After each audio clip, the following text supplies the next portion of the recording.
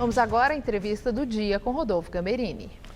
Está conosco aqui hoje no Jornal da Gazeta, Luiz Felipe Dávila, cientista político, criador do Centro de Liderança Pública. Ele é pré-candidato pelo PSDB ao governo de São Paulo. Muito obrigado por estar aqui conosco hoje. Boa noite. Por que você quer ser governador de São Paulo? Olha, nós estamos numa época de renovação política. E renovação política precisa vir com conteúdo também. Eu já tenho 10 anos mais de trabalho em gestão pública com estados e municípios, portanto, com muitos municípios, inclusive do estado de São Paulo, trabalhando especificamente na melhoria da gestão pública. E nós precisamos melhorar a gestão pública para que nós possamos ter governos mais responsáveis e voltados a atender a sociedade. Uma das coisas, né, Gamberini, essa distância entre a sociedade e o governo. Nós precisamos reaproximar sociedade e governo. E isso vai se fazer por meio da continuidade da boa gestão pública, que já é, sim, uma marca do PSDB em São Paulo.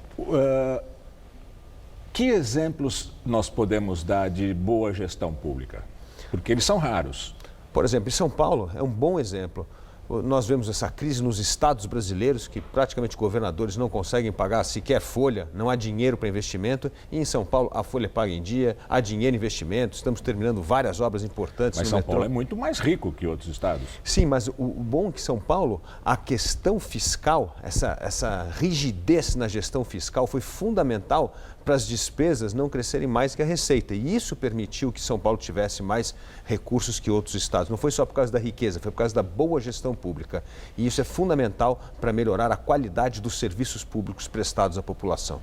A gestão pública vai ser a sua principal bandeira de campanha ou o senhor vai trabalhar na linha do prefeito Dória, que não é político, representa o novo, representa a eficiência empresarial?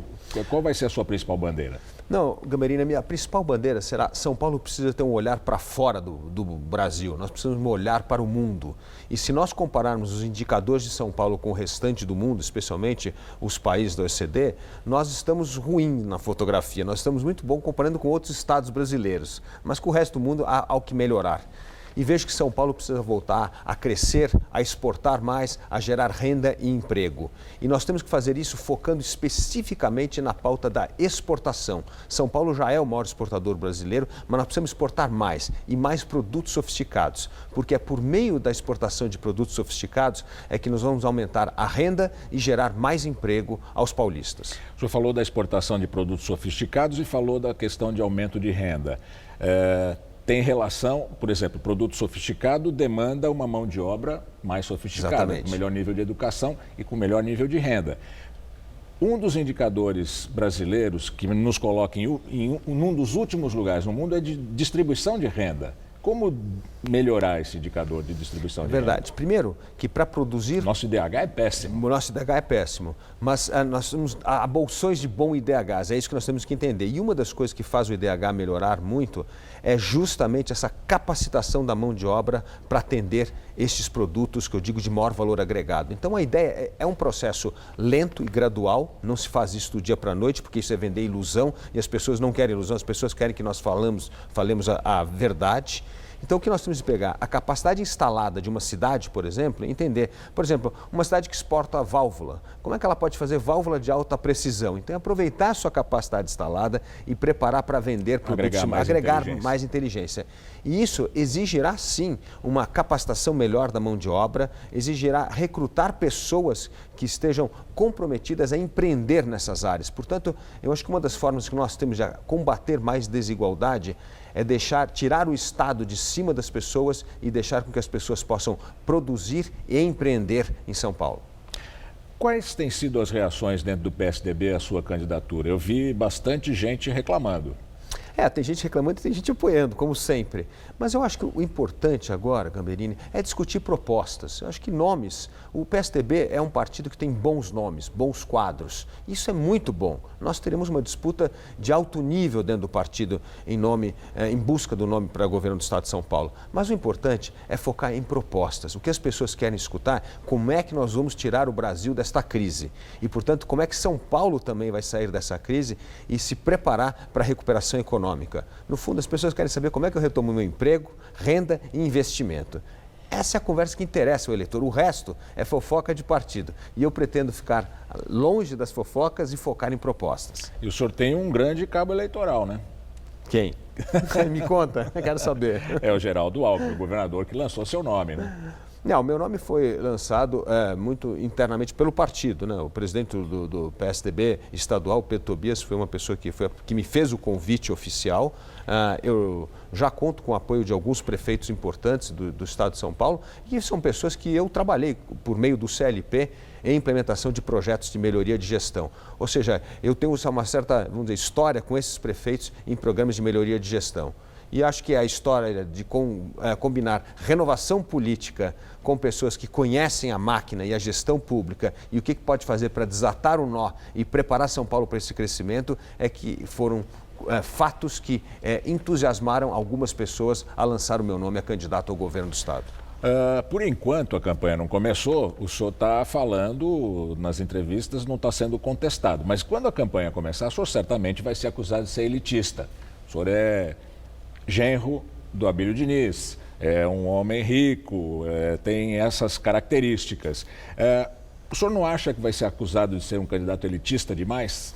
Eu disse recentemente, numa entrevista, que eu seria o candidato mais anti-elitista de todos. Por quê? Porque uma das coisas que prejudica a retomada do crescimento econômico é justamente o número de benefícios, privilégios e concessões que se dão a determinados setores da economia. Isso vem prejudicando o Brasil, porque beneficia pequenos nichos contra a maioria do interesse da população. O Brasil precisa ser um lugar para que se possa empreender, que as pessoas possam gerar novos negócios, novas ideias, sem essa ajuda e esse Estado patrimonialista. O Estado patrimonialista é um dos males que vem drenando a capacidade do Brasil voltar a crescer. Portanto, que eu digo que eu sou o candidato mais anti-elitista, no sentido que eu vou combater duramente essa cesta de privilégios, subsídios e protecionismo que fez com que a nossa indústria perdesse competitividade, fizesse com que muitos dos nossos empregos migrassem para países em desenvolvimento que vêm produzindo coisas que o Brasil produzia antes e nós perdemos mercados.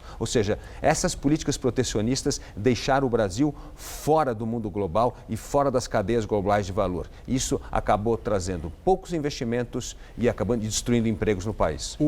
Recentemente nós noticiamos, e foi noticiado amplamente, no Congresso americano, os congressistas se recusaram a cortar uma ajuda bilionária à indústria farmacêutica, porque é uma indústria de ponta, é uma indústria de pesquisa, e isso faz com que as empresas americanas façam o que o senhor disse de agregar inteligência aos seus produtos e ser mais bem remunerada. O senhor não acha que o exemplo dos americanos deveria ser seguido? Ou seja, o Estado tem um papel no desenvolvimento da economia?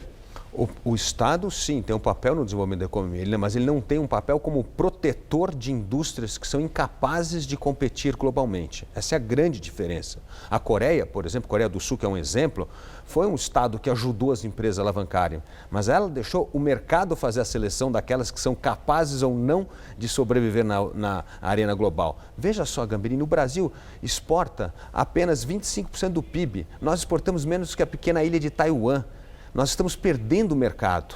O Chile, nosso vizinho, exporta 72% do PIB. Ou seja, os países que estão inseridos na economia global é que nós notamos melhoria de DH, como você mencionou, de renda e de investimento. Portanto, o Estado tem que ajudar o Brasil a empreender mais e não atrapalhar a vida dos empreendedores para proteger conglomerados.